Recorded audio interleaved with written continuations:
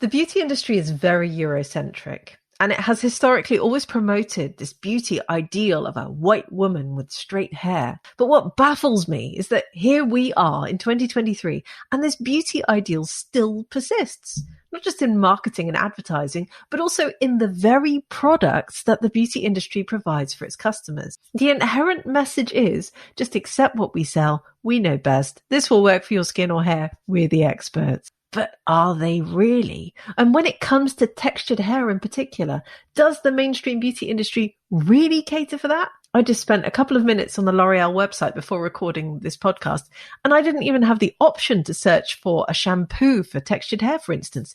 It just wasn't there. But why is that? Now, we know that when it comes to beauty, hair is probably one of the most emotive subjects out there. People with textured hair often hold real trauma from their experiences. And this is, of course, why there are an increasing number of black haircare brands cropping up in many parts of the world, because they see the massive potential to create haircare solutions that people need. So today on the podcast, I am joined by one of those inspirational entrepreneurs, Ekwy Chukwuji-Nnene, founder of Equi Botanics, who's here to talk about how she started a successful natural haircare brand to cater for people with textured and afro hair. She's also going to share a few stories with you that will make your jaw hit the floor. So settle in for a great, inspiring episode. Welcome to Green Beauty Conversations, the podcast that challenges you to think about how you buy, use, make or sell your green beauty formulations. In my weekly episodes, I explore the sustainability of the beauty industry and encourage you to join me in changing the industry for the better. I'm your host, Lorraine Dallmeier. I'm a chartered environmentalist, a biologist, and the CEO of award-winning online organic cosmetic formulation school, Botanica. We have thousands and thousands of students in over 180 countries around the world who study with us to become organic beauty formulators and entrepreneurs. Visit our website at formulabotanica.com to try our free online formulation course. And if you want to be the first person to know what's happening in green beauty, and I know you do, then make sure you subscribe to this podcast in your favorite podcast app. So in today's episode, I'm joined by Ekwy Chukwuji-Nnene, who is the founder and CEO of Equi Botanics, a wholesome vegan haircare solution for textured hair.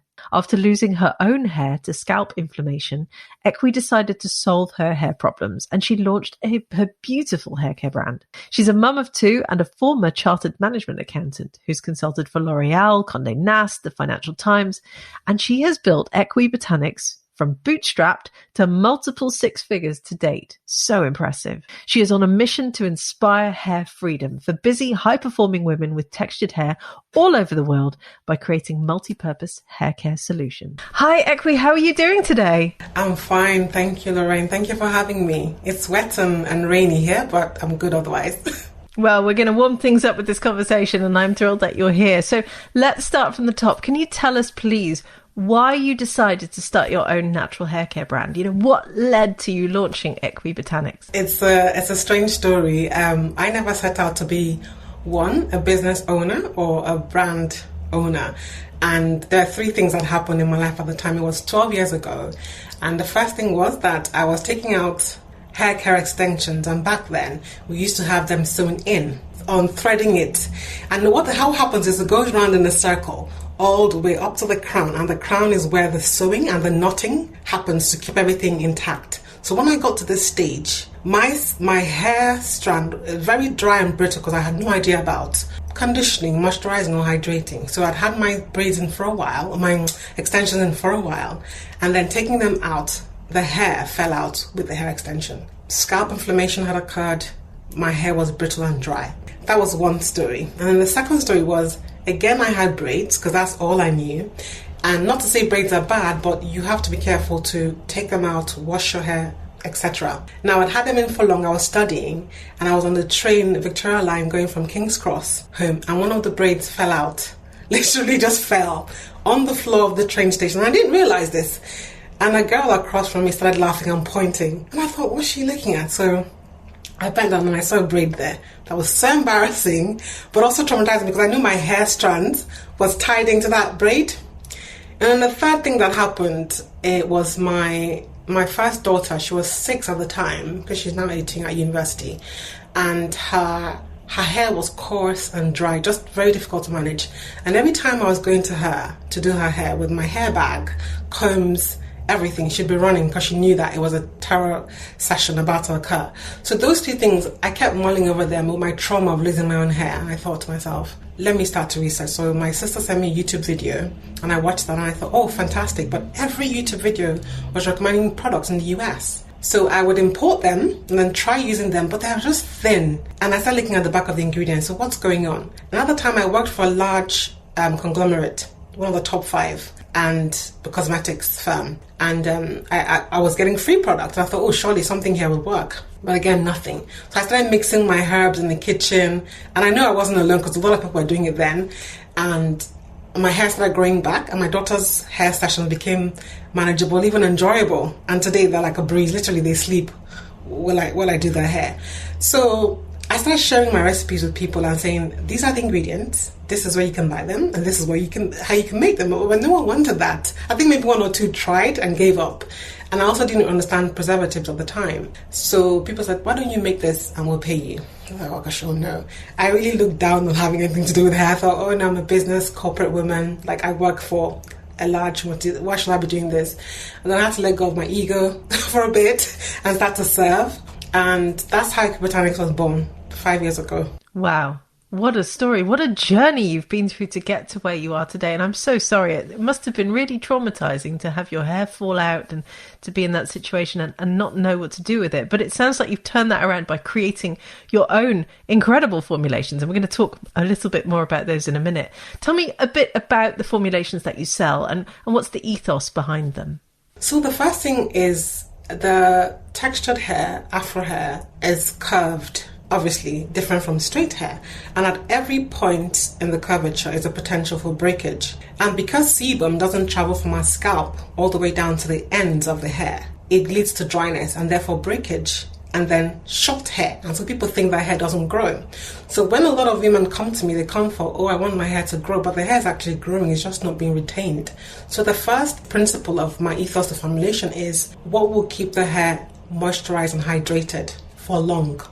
So we don't use any ingredient fillers or any obviously toxic ingredients is so out, because I read a study by the by the institute in US somewhere, I've forgotten the name, and they said that 70% of products targeted at black women had toxic ingredients in them, and that was leading into the absorption into our bloodstream. So there was a rise in obesity in our girls and fibroids and different cancers. So we obviously steer clear of all those toxic ingredients. But also Mother Nature has given us so much to play with, all the plant botanicals. So we use a high concentration of plants and then water. So the first ingredient is always water because hydration is the first thing.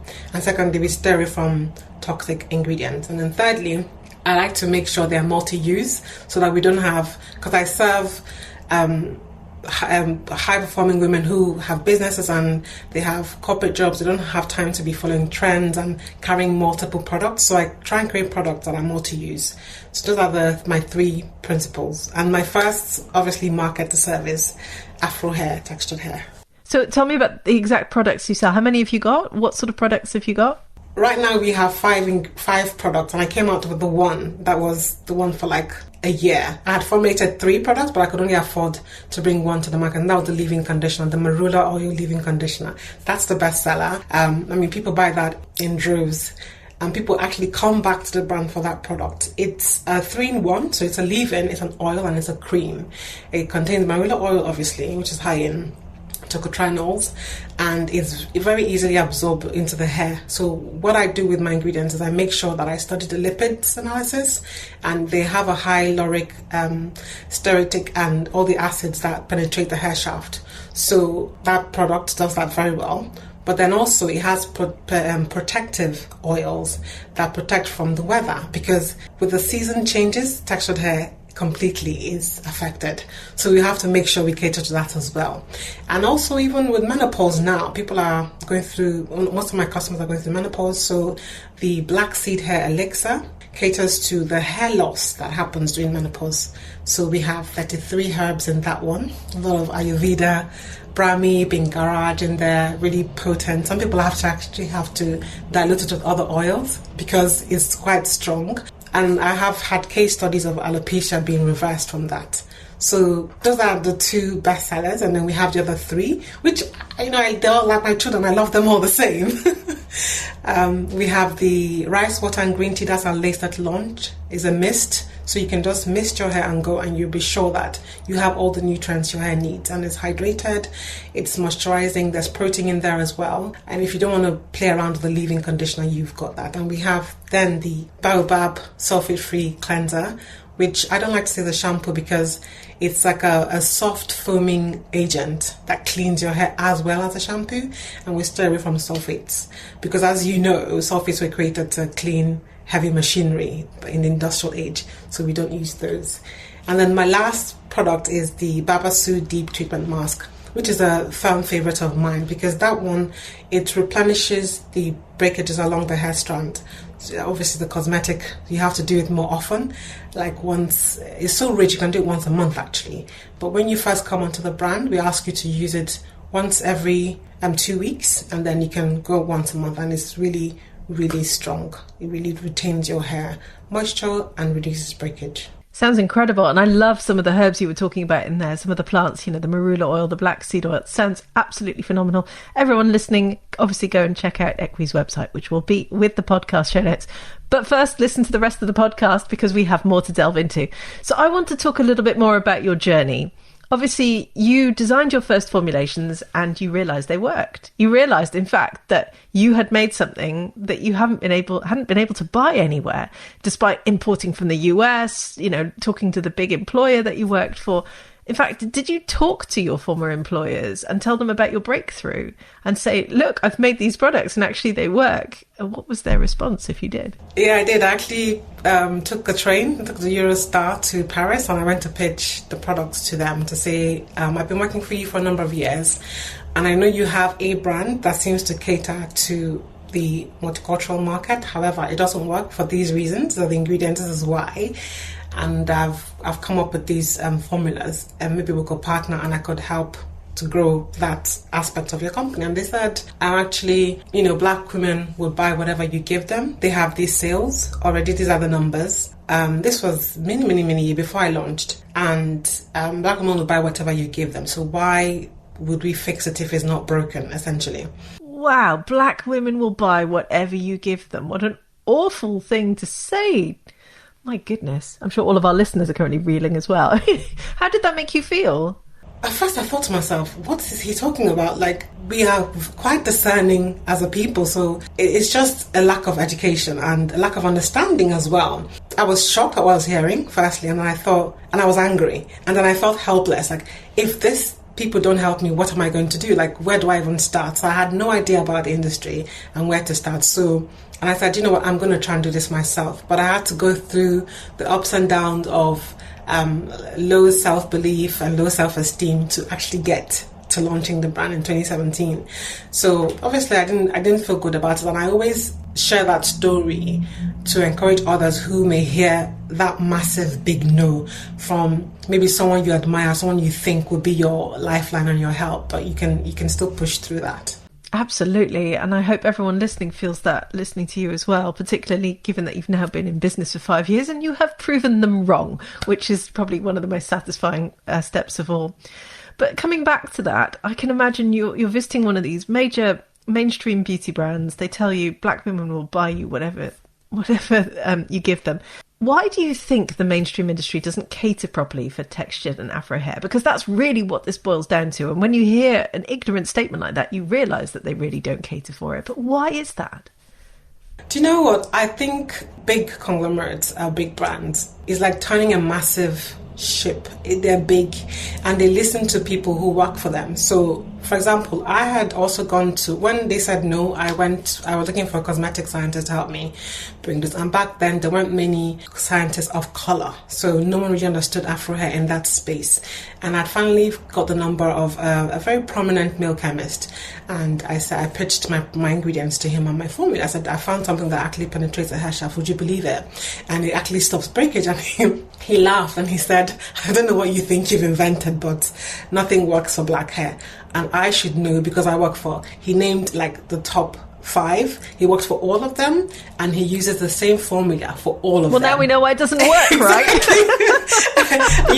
And he said that he's tried. I said, but how would you know? You're a white man with straight hair and probably possibly balding. How would you know what works for black women? So I think this is what the problem is. I think the people who work for these brands do not understand the history of black hair or textured hair, or the trauma that comes along with it, and the change, the movement, the change from the acceptance of the Western beauty standards as the ideal to embracing what grows out of your scalp and nurturing that and finding out that it's beautiful, it's multifaceted, and you can do so much with it. So he's so unaware of that movement. So clearly I think that's one of the main issues we have today. Yeah. Yes, that makes perfect sense. So how do you think we can change the mainstream beauty industry's attitudes to textured hair, to Afro hair?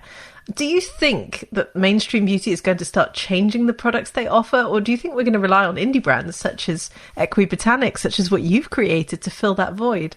I think hopefully, the first thing is them realizing how much money is, because obviously it's return on investment for them. Because I've worked, so I know what they look at is the balance sheet. So if there's no return on investment, they will not be making that investment. But to be fair, they don't understand the huge market that awaits them if you do cater properly. It's not just bringing out a new product every season and throwing marketing dollars at it without understanding how pure these formulations should be so that they actually work. Now, indie brands are doing their absolute best, but obviously we can talk more about the struggles of the indie brand right now, the supply chain, getting the capital to even market, as well as put into inventory. There's always two things I think about. What should I do first? Should I do inventory or should I do marketing? That's a struggle. So I think if the big brands would listen to the indie brands, there is actually there's room for us to work together, because we could capitalize on their distribution networks and their marketing dollars, and they could capitalize on our innovation and us being on ground and listening to the people, listening to the community. There could be a meeting in the middle. Yeah, well, hopefully some of those big brands are listening. Quite a few big beauty brands employees do listen to this podcast. So if you're listening, take note. There's an opportunity here. Now, you talked about some of the big challenges faced by indie haircare brands, black indie haircare brands in particular, inventory, marketing. What are there any other big challenges that are really making it hard for those black haircare brands to make it to market?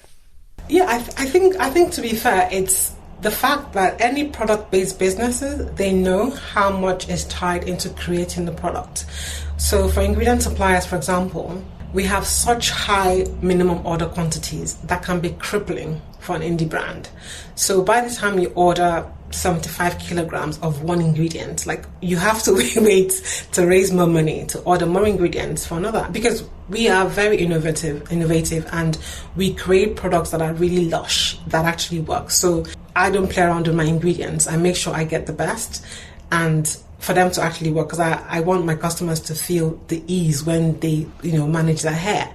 So that costs money. But then the minimum order quantities are so high that stops you from even being more creative, from launching new collections, because you're tied down by the old collections and the other ingredients who customers love, and you dare not discontinue that because you have to keep that ship running. Then the marketing as well. So by the time I've invested in inventory, there's little pound left for marketing. So sometimes we can't run ads because we just rely on organic, and then the reach is low. And also, I guess there's a lot of noise from the big brands that takes away from people seeing us. But it is what it is. I have such close connection with my customers. I did lives almost every Sunday for a year, and they've come on Instagram, so they've come to know me and understand my journey. And that is one of the ways I think that we as indie brands, especially black indie brands, can move faster than the bigger brands, because they see a face to the brand, and that sort of bridges the gap a little bit. But there is a long way to go. Yeah, there is. What about a capital investment? Is that part of the struggles as well that a lot of black haircare brands face in really scaling up? Oh yes, like right now I am pitching for investment, but I'm hearing more and more that this is a niche. There is not a lot of market for this. And do they have any idea how many people have textured hair? I mean, this isn't a niche. This is like a huge demographic. How odd. Absolutely, how odd. And also things like, there is already a prominent hair brand, therefore, why would I invest in you? But the thing is, one brand cannot serve the needs of different types of women. And that is the truth, because I have customers to prove it, and I'm always out of stock. Like right now, before I got on this podcast, I was looking at my stock and thinking, oh my gosh, I need to order more because it's running out. So they lack the understanding of the niche, they lack the understanding of how huge and massive the market is. And that obviously, the pounds are not given to investment. You have to either get a loan, which is high interest rates. Yeah. That's a real barrier to market, and it's something we've talked about here on the podcast a little bit, but I hope to explore in more detail. You're right, and it isn't right, and particularly when someone goes, this is too small a niche. I mean, do they live in the real world? Anyway, how has business been now that you've been in business for 5 years? Because you've been going, you've got these loyal customers, you've just sold out again. How are things going? Business is going amazing. Honestly, sometimes I wish that I could clone myself so that there'll be more of me.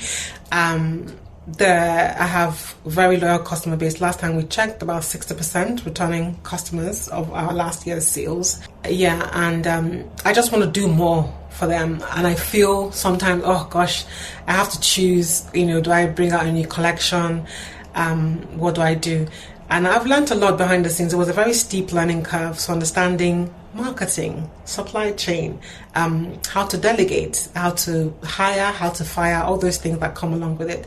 But I think for me, mostly what I've always done is listen to my customer, understand her persona first and foremost, and cater to her, and then everything else falls into place. Some of them are actually on WhatsApp basis with me, and people who've been there from way back when I was making them in my kitchen, and they give me feedback. So sometimes we will change and adjust things due to customer feedback, because we're that close. I've had people who ordered for 16 times because I was doing a VIP list to send out gifts for top people who'd ordered, and I'm struggling because there are over 400 people who are VIP, and I'm like, oh my gosh, I don't have 400 gifts to give because they've ordered a certain number of times, 16 times, spent over £1,000 with us. So business is good. Yeah. Amazing. Oh, I love hearing that. Well, I'm glad that business is going well, and I'm glad that obviously your customers absolutely love what you're doing. So what are your plans for Equi Botanics? Where do you want to take your brand? There's so much growth potential globally, but obviously we're still just scratching the surface. I also want us to become more sustainable, and I'm looking at, once the packaging we have finishes, getting into more sustainable packaging, getting into more sustainable product lines as well, so there's less use of water, transportation, and branching out into other channels, not just direct to consumers, because a lot of people, when I do my lives and I'm showing how to do my own hair, they don't want to do their hair, they want to go to a salon. So we need more people who know how to handle black hair in the salon. So that's another angle that we're looking at, working closely with salons. So there's a lot to do, and it's so exciting. The future looks bright.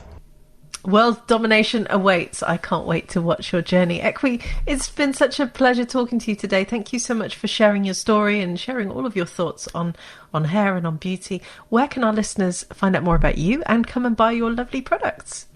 Well, thank you so much for having me. I really appreciate this opportunity. You can find me at www.equibotanics.com or on Instagram, Equi Botanics. We answer our DMs. Yeah, so we're always there. We're available 24/7. Perfect. And all of those links will be on our website in the show notes. Come and buy Ekwy's products. You're going to love them. Thank you so much. Oh, thank you so much for having me, Lorraine. It's been a pleasure. I would love to hear your thoughts on this episode. Why on earth would someone tell Ekwy that black women will buy whatever you sell them? What do you think is wrong with the mainstream beauty industry? Tell me what you think. Leave us a comment on our social channels, as both the Formula Botanica team and I love hearing from you. And if you want to hear more about some of the topics we covered today, please do delve back into the podcast archives. Go and listen to episode 140, in which I talk about sustainability in the haircare industry and how hard it will be to achieve sustainability without first addressing the issues that people with textured hair face every day. Or go and listen to episode 101, in which I interview Deja Ayodele on why black skincare matters. Or go and listen to one of our first ever episodes, number 29, in which we talk to Aqua of Shea Butter Cottage on the best ingredients for starting an ethical, natural haircare brand. There's a wealth of information in our old episodes, and I do encourage you to go back and listen to them. Thank you for joining Ekwy and I for this latest episode of Green Beauty Conversations. I really hope you enjoyed it. If you did, please do leave us a 5-star review so that other people can enjoy these conversations too. And make sure you subscribe to the podcast on Apple Podcasts or Spotify or whatever your favourite podcast app is, and stay tuned for the next episode. Follow Formula Botanica at Formula Botanica on Facebook, Instagram, YouTube, TikTok, Twitter, LinkedIn, wherever we're. And come and give me a follow at Lorraine Dallmeier on Instagram. Visit our website at formulabotanica.com and sign up for our free online formulation course today.